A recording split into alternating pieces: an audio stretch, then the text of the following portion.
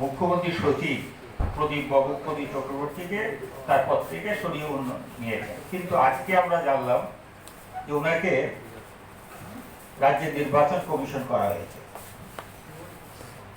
আমরা আশ্চর্য হয়ে যাচ্ছি কিভাবে যার বিরুদ্ধে আপনাদের পত্রপত্রিকা এবং বিভিন্ন মিডিয়ায় যে তার দুর্নীতি সম্বন্ধে বিভিন্ন অভিযোগ এসেছে, তাকে 7 থেকে 8 বার তাকে এক্সটেনশন দেওয়া হচ্ছে, অসম নির্বাচন কমিশন করা হয়েছে।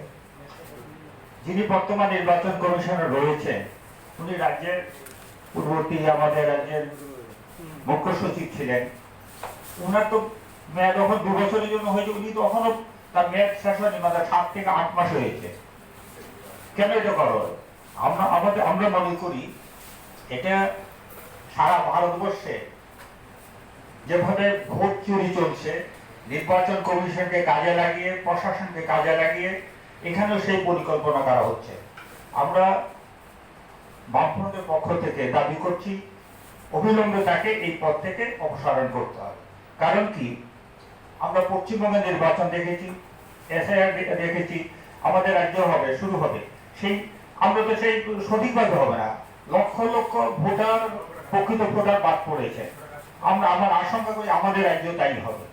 তাই তারা সেই পরিকল্পনা 2028-এ বিধানসভা নির্বাচন, এরপরে লোকসভা নির্বাচন, তার জন্য পরিকল্পনাটা তারা সেভাবে সাজাচ্ছে। একটা দুর্নীতিগ্রস্ত তাকে এই পদে নিয়োগ করছেন।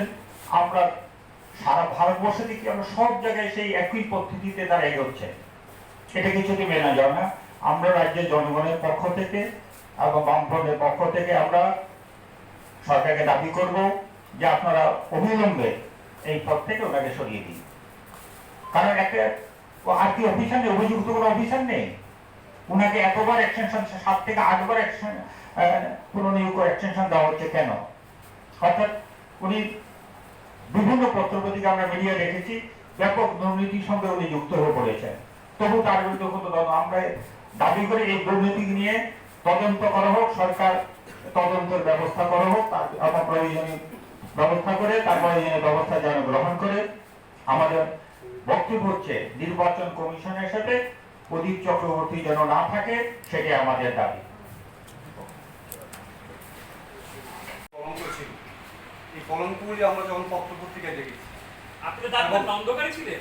না, সরকারি অন্ধকারে না, ছিলেন? আমরা সরকারি ছিলাম, আমরা ঠিক আছে। জানতেন না? না, জানতে বলতে কলঙ্ক যখন হয়ে গেছে তখন তো এটা আউট হয়ে গেছে। মানে এটা জানতেন না এসডিএম কলঙ্কিত, এটা জানতেন না সরকারে থেকে? এটা আপনাদের পত্রপত্রিকার মধ্যে আমরা মানে দেখেছি। আপনারা জানতেন না? আমরা বলতে দুজন মন্ত্রী আছেন বামফ্রন্ট সরকারে, আপনারা জানতেন না? অবশ্যই পত্রপত্রিকার মাধ্যমে আমরা আরে প্রশ্নটা আপনারা জানতেন কি না এটা বলুন না। ওনার বিরুদ্ধে আমরা অ্যাকশন নেওয়ার জন্য ওনাকে পদোন্নতি আমরা করি। কি স্টেপ নিয়েছেন? অ্যাকশন কি নিয়েছেন? এটাই তো অ্যাকশন। কোনটা?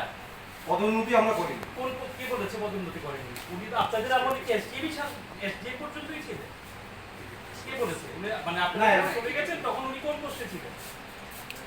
ঘটনাটা হলো ওনার বিরুদ্ধে ইদানিং এবং গত কয়েক দাদা আমার স্পেসিফিক অভিযোগ, আপনি বামফ্রন্ট সরকারের মন্ত্রী, বামফ্রন্ট আমলে পিকে চক্রবর্তীর এগেইনস্টে বামফ্রন্ট সরকার কি ব্যবস্থা গ্রহণ করেছে? না তখন এগুলি প্রকাশিত হয়নি। মানে আপনারা জানতেন না উনি কলঙ্কিত, এটা বামফ্রন্ট যাওয়ার পর আপনারা জেনেছেন?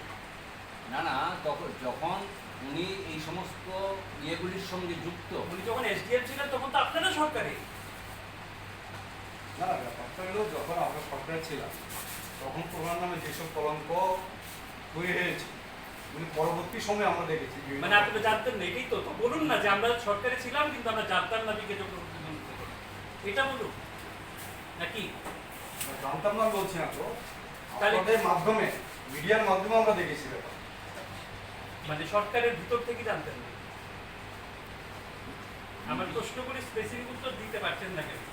আমি বলছি যে গভর্নমেন্টে তখন আপনারা দুজন মন্ত্রী আছেন, নরেশদা আছে, গোবিন্দ দেব রায় আছে, তখন সেরকম ভাবে এই দুর্নীতি এখন তো বললেন যে এসডিএম কলঙ্কিত ছিল। তখন আসে না, এই পরবর্তী সময় এগুলা সামনে চলে আসে। মানে আপনারা কি সেই দুর্নীতি লালন পালন করেছিলেন? অনেকগুলি লালন পালন বলতে বামফ্রন্ট সরকার পিকে চক্রবর্তীকে কি আশ্রয় দিয়েছিল?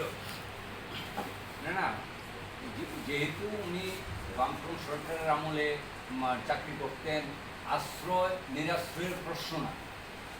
হ্যাঁ, উনি কাজ করেছেন। ইদানিং আপনাদের মাধ্যমে আমরা যেটা মানে আমাদের দৃষ্টিগোচরে হয়েছে যে উনি বিভিন্ন কাজে, দুর্নীতিগ্রস্ত কাজের সঙ্গে যুক্ত। মানে উনি এসডিএম তো আপনাদের আমলে ছিলেন। তখন যেটা আমি বলি, যেটা আপনার প্রশ্ন- বলুন না যে আমাদের ভুল হয়েছে, বলুন। না না ভুল না, আমি বলি উনি যখন এডিএম ছিলেন, ইউনিয়নে ছিলেন, সদরে ছিলেন, পাহাড়তলা পৌর নিগমের ইয়ে ছিলেন, তখন এগুলো প্রকাশিত হয়নি আপনাদের মিডিয়ার মাধ্যমে। আপনারা প্রকাশ করেননি। না, আমরা প্রকাশ করিনি। আমরা তো আগে আপনাদের মাধ্যমে জানি, মিডিয়ার মাধ্যমে প্রকাশিত হয়। আমরা জানি মিডিয়া, আমাদের জানার আগে আপনারা মিডিয়া জানেন। আমরা তখন যেটা প্রকাশিত হলো, এর পরবর্তীকালে আস্তে আস্তে ক্রমান্বয়ে প্রকাশিত হচ্ছে। আপনাদের ব্যর্থতার কথা বলুন তাহলে, যে আমরা ব্যর্থ, আমাদের অফিসার আরে কাজ- তখন দুর্নীতি না, করতে কাজ আমরা কর্ম জানতাম। করতে গেলে ব্যর্থ হয়, সব কিছু হয়, কিন্তু এটা ভুল ত্রুটি থাকতেই পারে। কিন্তু ভুল ত্রুটিপূর্ণ একটা লোককে কেন এত সাংবিধানিক এত বড় একটা দায়িত্ব দেওয়া হয়, এটা আমাদের প্রশ্ন।